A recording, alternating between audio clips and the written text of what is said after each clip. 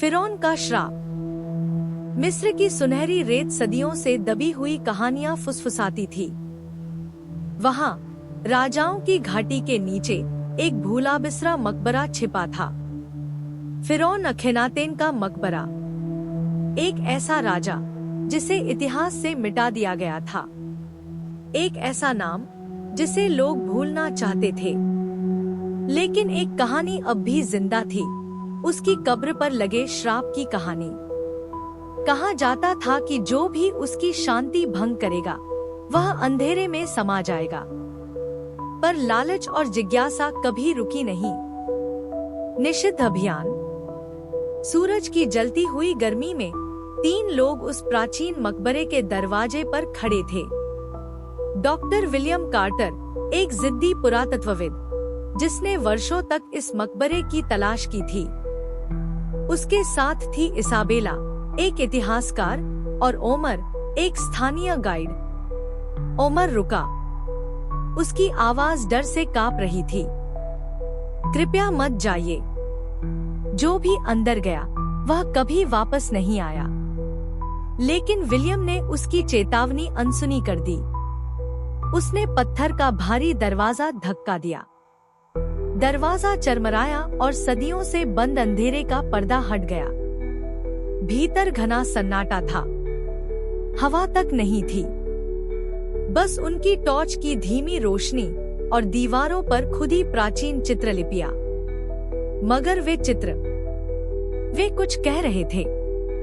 कोई कहानी, कोई चेतावनी। और फिर एक अजीब सा एहसास, जैसे कोई वहां उन्हें देख रहा था। जागृति। मकबरे के केंद्र में रखा था एक विशाल सोने का ताबूत जिस पर रहस्यमयी प्रतीक खुदे हुए थे। इसाबेला ने ध्यान से उन संकेतों को पढ़ा। जो भी सोए हुए राजा को जगाएगा उसे परछाइयों का प्रकोप झेलना पड़ेगा। पर इससे पहले कि वह विलियम को रोक पाती, उसने ताबूत का ढक्कन खींच दिया। भीतर सदियों से सोया फिरौन अखेनातेन। उसका चेहरा समय के सामने झुका नहीं था। उसकी छाती पर रखा था एक रहस्यमयी जिसे चमकता देख विलियम का लालच जाग उठा।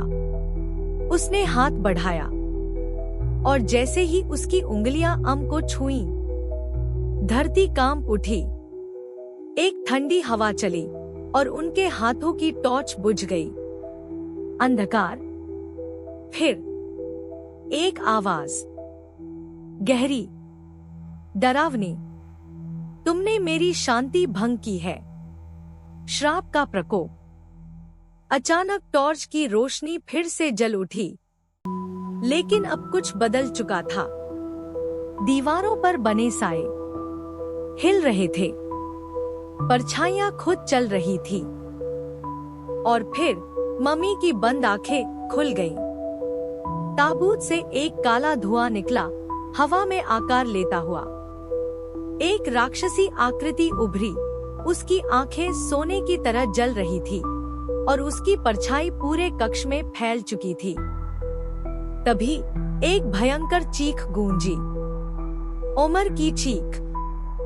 उसका शरीर अंधेरे में समा गया।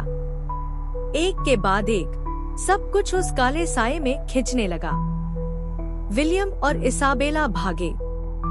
दीवारें हिलने लगी, फर्श नीचे धंसने लगा, मकबरे की सुरंगें गिरने लगी। ओमर, जो बाहर खड़ा था, उसने एक पुरानी प्रार्थना दोहराई। केवल लालच की बलि ही श्राप को शांत कर सकती है। लालच की कीमत। विलियम का पैर फिसला। उसके हाथ से छूटकर दूर जा गिरा। जैसे ही उसके हाथ से निकला, अंधेरे ने उसे पकड़ लिया। इसाबेला ने एक पल भी नहीं गवाया। उसने दौड़कर वह उठाया और पूरे बल से उसे फिरौन के ताबूत में फेंक दिया।